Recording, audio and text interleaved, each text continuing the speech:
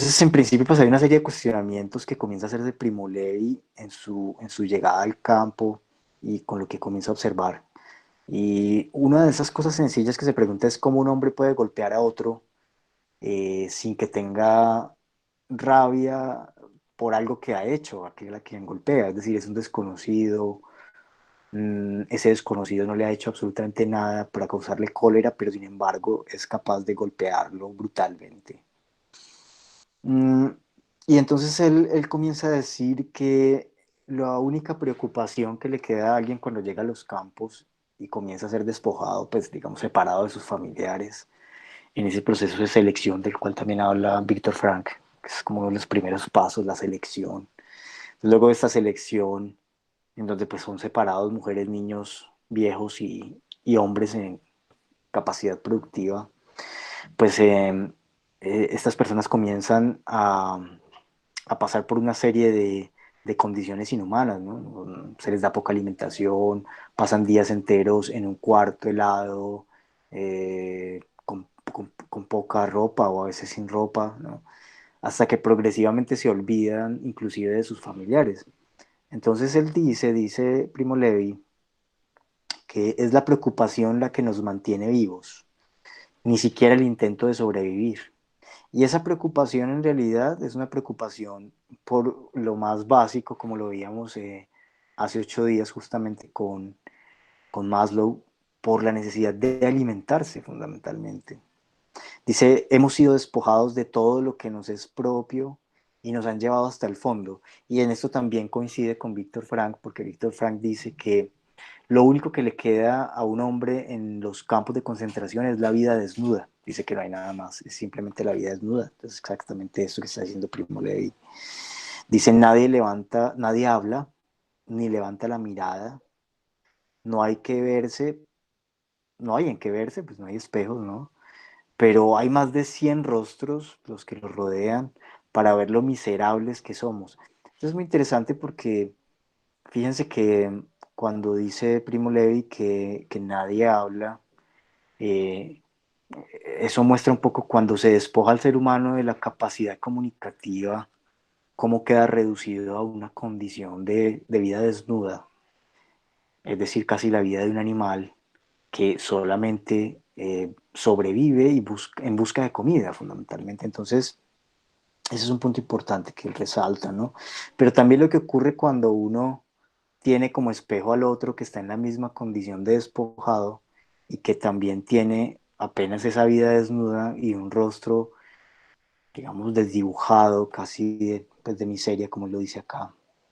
Dice entonces que no hay palabras para describir esa ofensa, la destrucción del hombre. Y fíjense que justamente sobre eso se trata la logoterapia, ¿no? Fundamentalmente la logoterapia lo que busca es lograr introducir el logos, o sea, lograr introducir el lenguaje para poder construir cierto sentido sobre esa vida desnuda, cierto sentido sobre ese vacío existencial, como también lo denomina Víctor Frank. Entonces, aquí eso es lo que pasa, ¿no? La experiencia de no tener palabras para describir el horror, para describir el hambre, para describir esa condición de la vida desnuda, mm, es lo que hace necesario entonces que algo como el logos, que algo como el lenguaje, venga en función de poder apalabrar, de poder narrar, de poder construir sentido sobre esa condición miserable, sobre ese vacío. Dice entonces Primo Levi, dice, hemos sido transformados en fantasmas, no tenemos nada nuestro, porque recuerden que les quitaban absolutamente todo.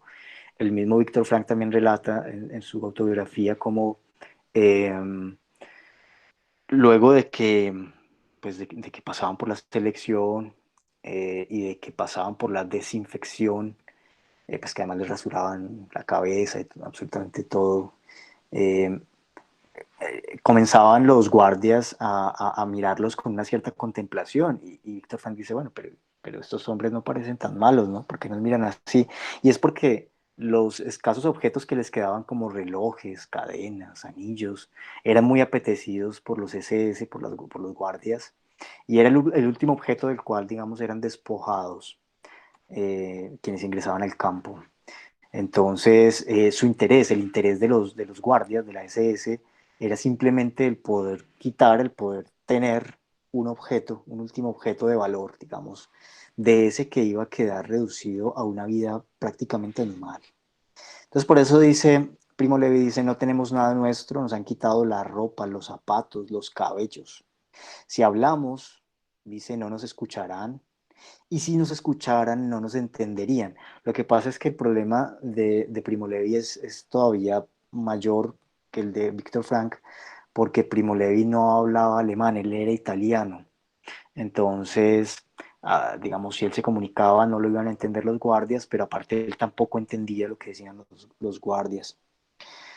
Dice, nos quitarán hasta el nombre, a eso también hace referencia Víctor Frank cuando se les atribuye un código de identidad. Si queremos conservarlo, o sea, el nombre, debemos encontrar en nosotros la fuerza de obrar de manera que detrás del nombre algo nuestro, algo de lo que hemos sido permanezca. Y creo que esa es como la gran preocupación. O sea, el asunto es que en la medida en la que las personas en el campo son reducidas a la vida desnuda, quisieran que algo de su humanidad pudiera permanecer. O sea, que toda su humanidad no se fuera, no fuera despojada con ese tipo de condición a la que son sometidos. Dice, hemos sido reducidos a nada.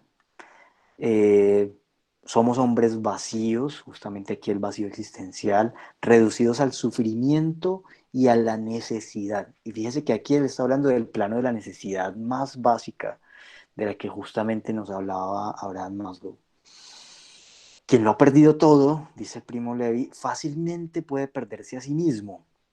Y esa es la cuestión justamente de Víctor Frank, ¿no? O sea, quien pierde todo, y recuerden que hay un último trozo al cual quiso aferrarse Víctor Frank cuando pues, ingresó al campo, que era sus manuscritos, los manuscritos de un trabajo que él venía desarrollando, pues él es médico, era médico, y entonces quiso mantener ese manuscrito y les dijo a los guardias que eso, pues a ellos no les servía para nada, que le permitieran conservar ese papel. Y los guardias simplemente se burlaron y pues lo despojaron de lo único que a él le interesaba mantener. Entonces, en efecto, el ser despojado de todo, esa condición del despojo total, pues es la que hace que uno termine yéndose, uno termine perdiéndose con los mismos objetos de los cuales es despojado. En general, esa es una situación por la que atraviesa cualquier persona que sea despojada de algo. Es muy parecida a la experiencia que relatan quienes son desterrados, quienes son despojados de sus tierras. En Colombia, en este caso, pues los llamados desplazados, ¿no? Pero en general también es la condición de duelo que sufre alguien cuando es despojado de sus seres queridos, cuando es despojado de su casa, de sus bienes, de su pertenencia. Entonces, esa condición de despojo hace que algo del ser se vaya con sus cosas, con sus objetos más queridos, porque uno de alguna manera pone un trozo de sí, pone una parte de su ser, una parte de su existencia en los objetos más que más, digamos, que más aprecia, ¿no? Entonces esa es un poco como la experiencia, el haberse ido con los objetos de los cuales ha sido despojado y el sentir que uno se pierde con ellos. Y entonces comienza a mostrar cómo en esa experiencia del campo se puede decidir sobre la vida o la muerte de ellos, prescindiendo, dice, de cualquier sentimiento de afinidad humana. Y eso es muy importante porque Primo Levi cuenta cómo eh, cada vez que los guardias, o en general pues que la lógica de los campos se refería a los reclusos o a los que estaban allí, se referían a ellos como piezas. Entonces hablaban de cuántas piezas hay que llevar en el tren o cuántas piezas han llegado en el tren. Ya no eran humanos ni siquiera en la forma de referirse a ellos. Y por eso dice él que ya no había ningún tipo de afinidad humana. Es decir, para los guardias, y no solo para los guardias, sino para el resto del personal que ejecutaba distintas tareas en el campo, las personas que allí llegan ya no son humanas, ya están despojadas de su humanidad y parte del proceso de desinfección consiste en acabarlos de despojar de cualquier tipo de humanidad que ellos pudieran tener. Es por eso que deben homogenizarlos, es por eso que deben, eh, como él lo menciona, pues rasurarlos y entregarles un trapo, pues una pijama vieja, digamos, con la cual tendrán que resguardarse del frío. Entonces, él dice que, pues obviamente, ¿no? Como lo sabemos, que es un campo de aniquilación y que en ese campo de aniquilación las personas ya no quieren reunirse porque es demasiado triste ver que cada vez somos más deformes y escuálidos. Esto es algo en lo cual se detiene mucho Primo Levi en su relato y que es demasiado impactante para el lector, porque realmente él empieza a mostrar cómo paulatinamente, como el único espejo que hay es el otro, entonces el ver que ese rostro se va, eh, digamos, se va hundiendo, ¿cierto? Como su mirada se hunde, como su cuerpo enflaquece, como la mirada queda perdida, cómo quedan casi reducidos a huesos. Dice que es muy triste tener que ver al otro porque ver al otro es reconocerse en esa imagen tan miserable, digamos. Entonces dice que ya no quieren reunirse, que es muy triste ver cómo son de deformes y escuálidos. Y dice que al encontrarse recuerdan y piensan que es mejor no hacerlo. Enseguida, extinguida, perdón, el alma antes de la muerte anónima. Entonces él dice que es una manera entonces de golpear al alma, o sea, de matar al alma antes de que se muera el cuerpo, porque cuando uno ya no tiene ganas de encontrarse siquiera con los demás, pues casi que ha perdido buena parte de su humanidad, ¿no? Que consiste justamente en esa posibilidad también de encuentro colectivo, de lazos afectivos, como lo muestra el mismo Abraham Maslow en su pirámide de necesidades. Entonces, en eso consistía justamente el campo, ¿no? En que las personas ya se deshumanizaran a tal punto de que ni siquiera querían encontrarse entre ellos mismos.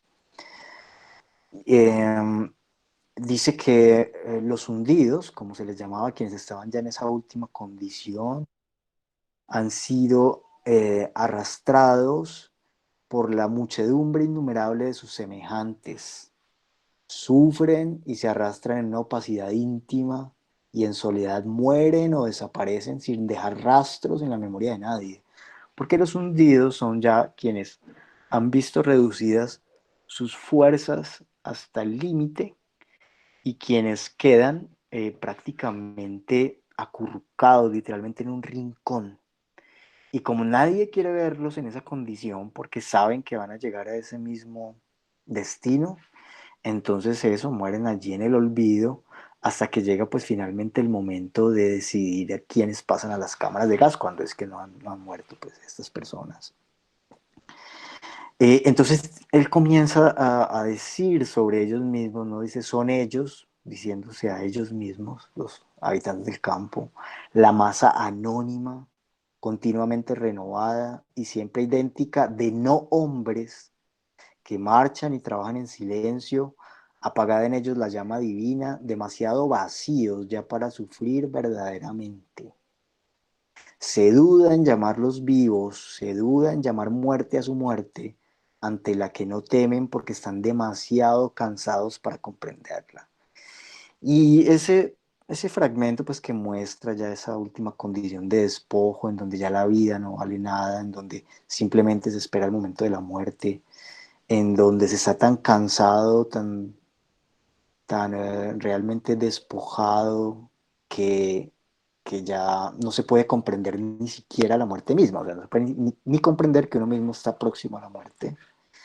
Cuando dice se duda en llamarlos vivos, muy interesante ese fragmento porque hay algunos autores contemporáneos que han tomado esto para mostrar que el mundo actual, el capitalismo actual, que también, entre otras cosas, reduce a la masa al anonimato, que también muestra cómo los hombres día tras día, cotidianamente, marchan al trabajo en silencio, en los medios masivos de transporte, demasiado vacíos para sufrir verdaderamente. Entonces algunos muestran que en realidad la misma lógica de los campos terminó extendiéndose a la vida cotidiana de las sociedades contemporáneas.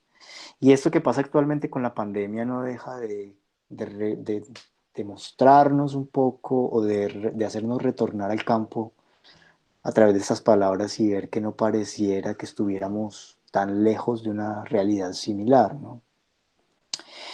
Dice luego, la imagen del mal de nuestro tiempo, la define así, dice, un hombre demacrado, con la cabeza inclinada, las espaldas encorvadas, en cuya cara y en cuyos rostros no se puede leer ni una huella de pensamiento. Esa es la imagen entonces del mal de nuestro tiempo, como lo dice Primo Levi. Y ese mal de nuestro tiempo, pues evidentemente es quizá el mal que nos afecta a todos en la vida cotidiana actual, de acuerdo a cómo se nos ha planteado vivir de alguna manera, ¿no? Y por eso va a decir que no es posible resistirse a la aniquilación interior de los campos. Y además agrega que en los campos no hay criminales porque no hay ley que infringir, ni tampoco hay locos porque están programados, ¿cierto? Se trata de un asunto mecanizado, de códigos, de instrucciones. Y toda acción es la única posible. Dice que hay tres métodos que el hombre puede poner en práctica sin dejar de ser digno para huir de la aniquilación. Dice, la organización, la compasión y el hurto son las últimas tres formas de vida humana que quedan en los campos. Finalmente, ya como para ir cerrando esta primera parte, dice él que pareciera que el dilema de los campos es la vida o la muerte, pero que en realidad es un dilema falso porque dice la vida no te pertenece, siempre estará alienada y no podrá librarte de la muerte segura, porque dejas que otro decida sobre la única elección que aunque forzada te queda, pues la única elección en el campo obviamente es la de morir. Entonces fíjense que realmente es una condición de estar reducido, ¿no? a, a la mínima condición de existencia, es estar despojado de la humanidad. Eh, y es en realidad tan compleja la situación en el campo que de lo que se trata es de pura sobrevivencia, así eso implique la muerte del otro. De hecho, la sobrevivencia mía eh, solamente puede realizarse a costa de que otro muera, porque como constantemente llegan nuevas personas al campo, es necesario que salgan quienes tienen pocas fuerzas. Y salen como pues por la cámara de gas. Entonces yo sobrevivo a costa de que otros mueran fundamentalmente y eso es lo que hace, digamos, que la supervivencia siempre esté sosteniéndose en la muerte de los otros. Algo que con todo y el horror que causa se veía recientemente en los países en donde los sistemas de salud colapsaron a causa de la pandemia, ¿no? Es decir, la vida de quienes entraron a las UCI se sostuvo a costa de la muerte de aquellos a quienes se les negó entrar porque quizá tenían demasiados años. Eh, entonces, allí termina con otras frases que son bastante crudas, ¿no? Dice, quien ha esperado que su vecino termine de morir para quitarle un cuarto de pan está, aunque no sea culpa suya, más lejos del hombre pensante que del más safío pigmeo y el más sádico atroz. Parte de nuestra existencia reside en las almas de quien se nos aproxima, es decir, los hundidos, como los llama. He aquí por qué no es humana la experiencia de quien ha vivido días en que el hombre ha sido una cosa para el hombre. Ese es el punto, ¿no? El punto que hace más difícil poder luego reponerse de la experiencia del campo, ¿no? Porque aun cuando algunos pocos lograron sobrevivir, el asunto de la sobrevivencia era luego preguntarse si seguían siendo humanos, si podía seguir siendo humano alguien que ha vivido días en los que el hombre fue reducido a una cosa para el hombre. Y por eso muchos de los sobrevivientes, incluido el mismo Primo Levi, terminan suicidándose porque se hace insoportable la existencia y por eso algunos, como el mismo Primo Levi, resignifican la palabra sobrevivir y dicen que el sobreviviente es aquel al que la vida le está de más, la vida le sobra, porque siempre se preguntará cómo es posible que, no fue, que él no fue uno de los que pasó por las cámaras de gas, que era pues el último momento, digamos, de existencia. Es un poco para que para que veamos, ¿no?, ese contexto de los campos, para entender también que el lugar desde el cual Víctor Frank escribe su propuesta, que ese lugar que le da Logos, no es solamente para resolver un problema menor, digamos, no es para resolver un problema pues, existencial pasajero, ¿cierto? Sino que es realmente para tratar de apalancar, para tratar de ofrecer una cierta posibilidad de sostén para la vida humana en momentos en los cuales no hay nada más, digamos, que lo sostenga, no hay nada más que le permita resignificar su vida o que le permita enfrentarse a una situación, digamos, de vacío existencial, como él mismo lo llama. Voy a hacer una pausa ahí por si tienen algunos comentarios que hacer y ahora retomamos ya, pues de manera general, parte de la propuesta del autor.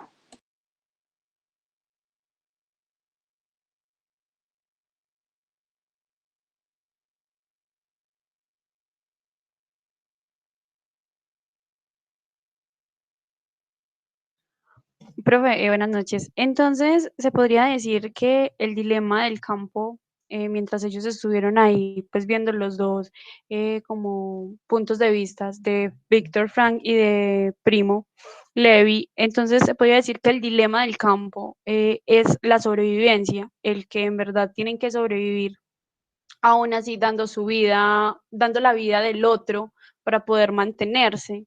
Y digamos que, por ejemplo, Frank, yo ya había leído pues como todo el escrito de él y él manifestaba como en verdad la decadencia del hombre puede llegar a un punto muy grande. Eso también se podría ver, digamos, en este tiempo, porque el aislamiento y todo como lo que se está viviendo puede llegar a deshumanizar al hombre. Gracias por tu participación, Shirley. Sí, no, estoy de acuerdo pues con lo que dices. Lo primero, con que uno de los problemas centrales es la sobrevivencia, pero digamos que más que la sobrevivencia, como el mismo Víctor Frank lo plantea, es ¿para qué sobrevivimos? O sea, él dice, bueno, aquí hay dos cosas que debemos preguntarnos y es, ¿tenía algún sentido el que tantas personas murieran para que nosotros sobreviviéramos? Porque solamente así tiene sentido sobrevivir, dice él. Si no, pues realmente no. Y justamente creo que es desde ahí que él intenta pues construir ese sentido, ¿no? Es decir, si realmente entonces había algún tipo de horizonte posible después de encontrarse con ese horror de la muerte de los otros. Y entonces es cierto que buena parte de su propuesta tiene que ver con eso, ¿no? Y es con la posibilidad de que las personas puedan construir sentido a partir de ese lugar de sobrevivencia que en ocasiones se nos aparece así, como si hubiera algo que antes nos sobra de vida, ¿no? Y él pone varios ejemplos en su texto de pacientes, por ejemplo, que pierden a un ser querido, que atraviesan por un duelo y que eso mismo, que se preguntan, bueno, o sea, como, ¿yo qué hago acá? ¿Qué hago sobreviviendo? Porque justamente quisieran pues como irse o parece que no tiene sentido ya la vida sin el ser amado. Entonces creo que ese es uno de los puntos importantes sobre los cuales es necesario construir sentido y entonces es uno de los puntos importantes sobre los cuales la logoterapia ofrece una posibilidad. Que en general uno podría decir, pues todos en algún momento atravesamos por esos baches, por esos vacíos existenciales, pero todos también en algún momento pues nos preguntamos por la vida propia, por la sobrevivencia propia, digamos, como, qué sentido tiene. Y pues ahora que lo mencionas con las situaciones actuales, yo creo que sí, que muchas de las situaciones que uno observa en términos generales, ¿no? En lo social, ¿no? Pues muchos de los problemas de violencia, eh, en nuestro caso, pues de guerra, ¿no? Pues tienen que ver con esa pregunta. Y la situación actual y la cotidianidad de las personas creo que no está muy alejada de eso, porque de alguna manera la sobrevivencia en condiciones de despojo, que es un poco la manera en la que la mayoría de las personas hoy enfrentan la vida en el mundo, en el planeta, si lo miramos desde la perspectiva de las cifras de pobreza humana y de miseria humana, pues diríamos que la mayoría de la población en el planeta nuestro sobrevive en condiciones de miseria, en condiciones de despojo. Entonces, bueno, uno diría, o sea, cómo construir horizontes de sentido, cómo hacer para que las personas, pero también los grupos sociales tengan posibilidades de enfrentarse a esa situación tan compleja, ¿no? Y creo que buena parte de la salida pues tiene que ver con esto, eh, no solamente en una terapéutica individual, como podría plantearse desde la logoterapia, sino también en la necesidad, digamos, de construir discursos, posibilidades enunciativas, discursivas para las personas mismas, porque parte de su problema, además de estar sometidos a la condición de despojo, a la condición de pobreza y de sobrevivencia en esas condiciones, pues tiene que ver con que además son invisibilizados como las personas del campo, con que no tienen voz, con que pierden toda posibilidad de hablar y de encontrarse incluso con ellos mismos para poder compartir esa experiencia que en ocasiones es dolorosa. Entonces, uno pensaría que parte de la reparación de ciertas condiciones de vida actuales tendrían que pasar por ahí y que en una terapéutica individual o social es necesario de todas maneras mantener un horizonte de logoterapia, como, y no hablo de la logoterapia solamente en la propuesta de Frank, sino de logoterapia en el sentido de ofrecer condiciones para que las personas vuelvan a encontrarse a través de la palabra, vuelvan a enunciarse a través de la palabra y puedan pensar en su existencia a través de la palabra. Ese horizonte es necesario como horizonte de reparación, pero también como horizonte de construcción de sentido. Porque cuando los humanos, sea en términos individuales o en términos sociales, no pueden construir sentido, no pueden construir ese horizonte de sentido, pues realmente están muy cercanos a esa experiencia del campo, están simplemente sobreviviendo y esperando, pues, sin saberlo incluso, el momento de la muerte prácticamente. Entonces, yo creo que esa tiene que ser una apuesta general para la psicología y para quienes se forman en la psicología, desde luego, ¿no?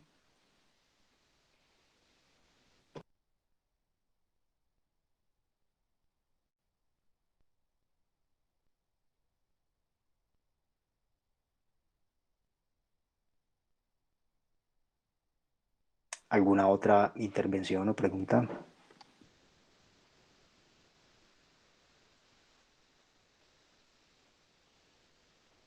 Bueno, avancemos entonces sobre algunos aspectos generales, ya otros ya más precisos seguramente ustedes podrán sacarle pues mucho provecho también en los análisis que pueden hacer de las películas. Tengan en cuenta que ahora solo me voy a referir a Birdman porque supongo que es la que han visto, quizá no han visto la otra, pero fíjense que en Birdman pasa algo parecido, una persona que comienza a perder el horizonte de sentido de su existencia, que entra como un vacío existencial, porque todos los elementos a través de los cuales había construido sentido ya no parecen muy vigentes, él mismo no parece muy vigente, su vida no parece pues muy vigente para la exigencia del mundo de la actuación, eh, y entonces pues es un hombre ahí como en esa búsqueda de sentido. Y por eso, básicamente pues lo que dice Víctor Frank es que de lo que se trata es de tener la posibilidad de construir sentido a través del logos, porque él dice, todo hombre necesita algo por qué vivir. Y entonces, como todos necesitamos algo por qué vivir, pues siempre en algún momento pues, de la existencia tendremos que hacernos esa pregunta, digamos, ¿no? ¿Por qué vivimos? ¿Para qué vivimos? Y la única posibilidad de ofrecer cierta respuesta, si sea parcial, pues evidentemente es a través del logos. Entonces, él dice que no se trata siquiera de que uno invente el sentido de la experiencia, ¿no? De la existencia, porque si no sería como construir una ficción. En eso también me parece que hay algo importante, y es que él dice que se trata de descubrirlo. O sea, no es que yo me invente una ficción sobre mí mismo, sino que yo tengo que descubrirlo.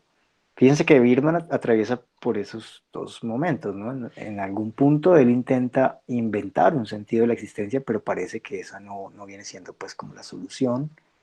Así que el asunto es de alguna manera lograr descubrirlo. Es importante también mostrar que eh, todos pasamos por esas frustraciones existenciales, como él las llama, y que ahí estaría de alguna manera como el elemento mayor, el elemento central del cual se ocupa la logoterapia, ¿cierto? La frustración existencial. Entonces dice, todos atravesamos por un momento de frustración existencial que puede aparecer básicamente de tres formas, ¿no? Uno, que se refiere a la propia persona, ¿cierto? Tratar de encontrar sentido a su propia vida, a su existencia concreta, pues. Otra que es hablar del sentido general de la existencia, ¿cierto? Digamos, el sentido de la existencia de la humanidad o el sentido de la existencia de una cultura, de una etnia, en un sentido más general.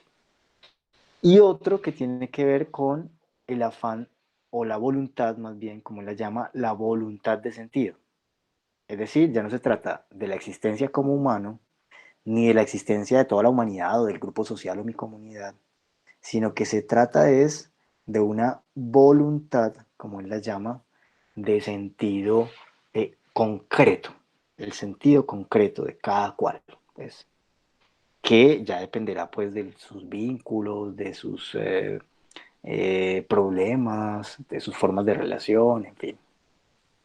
Por eso entonces, básicamente, él va a hablar allí de una manera distinta de comprender las neurosis, porque pues tiene una lectura de la forma como el psicoanálisis entendía la neurosis, como una especie de conflicto entre los aspectos pues instintivos y digamos, algunos aspectos culturales. Él va a decir que en realidad, al menos en su versión, de lo que se trata es de que la neurosis, como él la llama, es una neurosis noógena, o sea, una neurosis que tiene que ver con la dimensión espiritual de la existencia humana.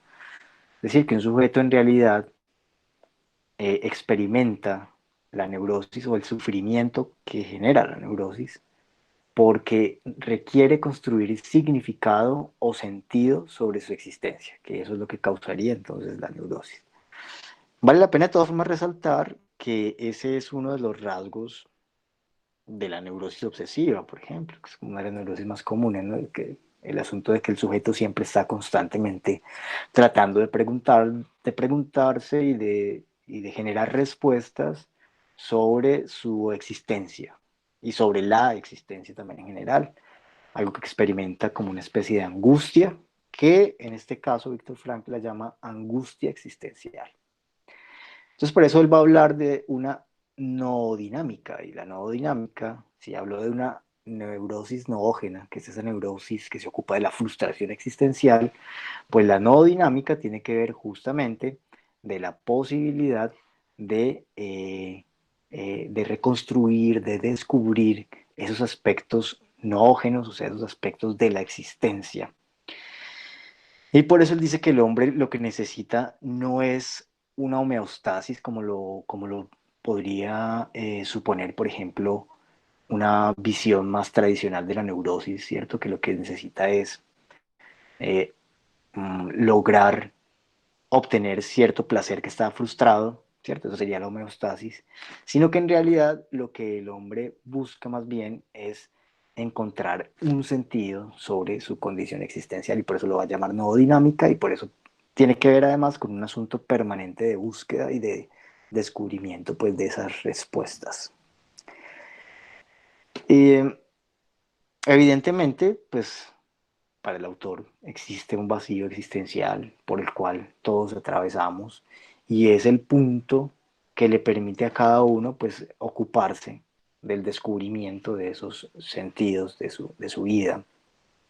Mm, Ese vacío existencial pues tiene que ver con una pérdida del sentido de la vida, con encontrarle pues un significado, o también con el aburrimiento, digamos, con la experiencia de una vida que no tiene pues como mucho sentido, que no tiene eh, pues aparentemente ningún horizonte, ningún objetivo. Entonces él muestra que hay varias formas de manifestarse de ese vacío existencial. Él pues va a mencionar que ese es un vacío interno y que es de ese vacío interno justamente que se ocupa esa logoterapia, pero que no necesariamente esa logoterapia se ocupa de personas que tienen pues enfermedades psíquicas, padecimientos psíquicos o psicógenos, como los llama, sino que en realidad es una terapia que puede ofrecerse a cualquier tipo de persona que necesariamente pues atraviese pues por un vacío existencial, sin que eso implique un padecimiento psicopatológico. Lo cierto entonces es que todos necesitamos, según la logoterapia, necesitamos construir ese sentido y la manera de encontrar ese sentido es a través de ese logos, es a través de la palabra, es a través de la manera de dar respuesta a ese sentido de la vida, pero también, sobre todo este aspecto es muy importante, de la capacidad de ser responsable. O sea, para Víctor Frank de lo que se trata es de que cada uno se haga responsable de su existencia y al hacerse responsable, a través de esa responsabilidad, construya o más bien descubra ese sentido. Pues ustedes saben que él toma algunas viñetas clínicas para ejemplificar con sus pacientes cómo es que esa forma de responsabilizarse es la que permite que cada uno construya el sentido. Y por eso va a mostrar casos como el del sufrimiento, ¿no? El sufrimiento como una manera de construir sentido, porque en la medida en la que yo paso de la queja del dolor, por ejemplo, a la responsabilización, a responsabilizarme de mi sufrimiento y de mi dolor, a través de esa responsabilización es posible también que descubra entonces ese sentido. Entonces, de alguna manera, no se trata acá pues de que el terapeuta sea quien impone al paciente unos juicios de valor, o sea, no es que él esté juzgando permanentemente sobre su sufrimiento, sobre su situación, sino que se trata más bien de abrir un campo, ¿cierto? De abrir un horizonte que le permita al paciente ser consciente, ¿cierto? De su situación o hacer visible esos elementos que le permiten construir significado. Eso también pues es algo importante, no perderlo de vista, pues, tiene que ver ya con el vínculo entre el terapeuta y el paciente y la manera en la que el terapeuta va ensanchando ese horizonte para que el paciente pueda construir sentido. Pero hay un aspecto importante también a tener en cuenta acá, que ya es un distanciamiento con otras perspectivas de la psicología humanista. Y es que él dice que la verdadera meta de la existencia humana no es la autorrealización. Fíjense que ahí habría una distancia necesariamente con Maslow, por ejemplo, sino que más bien la meta, digamos, de esa existencia humana tiene que ver es con lograr comprometerse con ese sentido de la vida. Así ese sentido de la vida no se expresa en términos de autorrealización, ¿cierto? Sino que es un efecto secundario, dice él. O sea, si yo encuentro el sentido de mi vida, si yo lo descubro, eso genera una forma de trascendencia y eso puede dar lugar a la autorrealización como un efecto secundario, pero no es que la autorrealización sea la que organiza y mueve la búsqueda de sentido, sino que es más bien un resultado, una consecuencia pues, de ese proceso. Eh, ¿Cómo se descubre ese sentido? Pues él básicamente va a decir que hay tres formas, fundamentalmente. A través de una acción, ¿cierto? A través de un principio, ese principio pues tiene que ver con un marco valorativo, con un marco moral fundamentalmente, o a través del sufrimiento. Esas son las tres maneras de las que habla Víctor Frank, en las que es posible descubrir ese sentido de la vida del sujeto. Es por eso que él muestra cómo la logoterapia termina siendo muy funcional, sobre todo para algunos pacientes que tienen enfermedades críticas, porque a través de la misma experiencia del sufrimiento logran construir ese sentido. Entonces, eso pues me parece clave tenerlo en cuenta, porque aquí la enfermedad se convierte en un camino, en una forma a través de la cual se descubre el mismo sentido de la existencia. ¿Cómo, dice él, cómo se descubre, por ejemplo, a través de la enfermedad, que es como uno de los campos más interesantes acá, poder observar deja de ser sufrimiento y se convierte o es comprendido más bien por el sujeto como un sacrificio. Dice que el sacrificio es una forma a través de la cual el sufrimiento tiene un sentido. Sí, que digamos que no se trata tanto de soportar o no soportar el sufrimiento, sino de recuperar la capacidad de sufrir. Y en esa capacidad de sufrir, observar que el mismo sacrificio, incluso de la vida o incluso de la salud, puede convertirse en una manera para darle significado, para darle sentido a la existencia. Mm, Hay un aspecto importante que me gustaría como mostrar eh, antes pues, de cerrar. Bueno, antes de pasar allá, me parece importante tener en cuenta que eso del sufrimiento es muy, ese es como uno de los aspectos centrales de su trabajo, porque obviamente él encontró parte del sentido en el sufrimiento mismo del campo, como ahora lo enunciábamos y lo mostrábamos, ¿cierto? Es decir, el sufrimiento de él, pero también de las otras personas que estaban en el campo, de las muertes de los demás, fueron las que le permitieron construir cierto sentido. Entonces, eso es clave no perderlo de vista. Por eso él va a hacer pues como ese énfasis en el sufrimiento como posibilidad de construcción de sentido o descubrimiento más bien. Es importante entonces observar que ya en términos de la terapéutica, digamos, de los mecanismos que se utilizan para ensanchar esos horizontes y para lograr la construcción del sentido, el autor va a hablar de una técnica y esa técnica tiene que ver con la posibilidad de generar una intención paradójica, la llama él. Esa intención paradójica, si lo expusiéramos como en palabras muy coloquiales, sería algo así como una especie de psicología inversa, como se dice en lo cotidiano. ¿En qué sentido? En que lo que se busca es que el paciente se enfrente a aquello mismo que teme o a aquello mismo que le produce angustia. Él va a mostrar pues varios casos, incluso las fobias y demás, como una manera de encontrarse con esa intención paradójica, o sea, eso que me causa temor, eso que me causa miedo, eso que me produce ansiedad, es algo a lo cual yo debo enfrentarme de manera, pues digamos, voluntaria, sistemática, consentida, para que a través de esa misma experiencia yo logre hacerme consciente y entonces logre construir cierto sentido a través de ahí. Y él comienza a mostrar cómo en sus pacientes eso funciona muy bien y cómo utilizando esa intención paradójica, él puede hacer que fácilmente los pacientes salgan de ciertas experiencias, digamos, de sufrimiento o de miedo o de dolor. Eh, ¿Por qué dice él que la intención paradójica funciona? Porque dice que a través de la intención paradójica, o sea, allí en donde yo me enfrento a la situación que me produce miedo, tristeza, lo que sea, dice que a través de eso uno logra desprenderse de uno mismo y en ese desprenderse de uno mismo uno logra de alguna manera, eh, primero, reírse de uno mismo, o sea, ver lo vulnerable, lo tonto, lo estúpido que es en una situación de esas.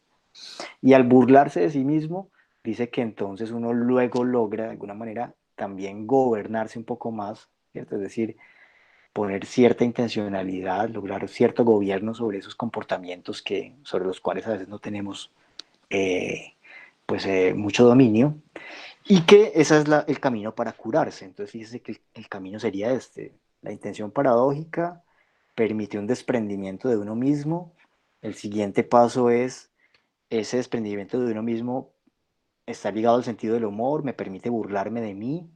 A través de eso yo logro cierto gobierno de mí mismo y allí entonces estoy ya en el camino de la curación. Eso es entonces básicamente, pues en términos muy generales, ¿cierto? La propuesta. Obviamente aquí ya hay unos elementos de la técnica que vale la pena mirar con algún detalle para poder evidentemente hacer uso de ella, pues esto implica necesariamente un proceso de formación mucho más profundo, pero digamos como para mostrarlo en términos generales, en qué sentido puede hacerse uso, en qué sentido es eficaz la logoterapia y en qué casos sobre todo ha sido más aplicada. Dejo ahí para recoger sus comentarios o sus preguntas.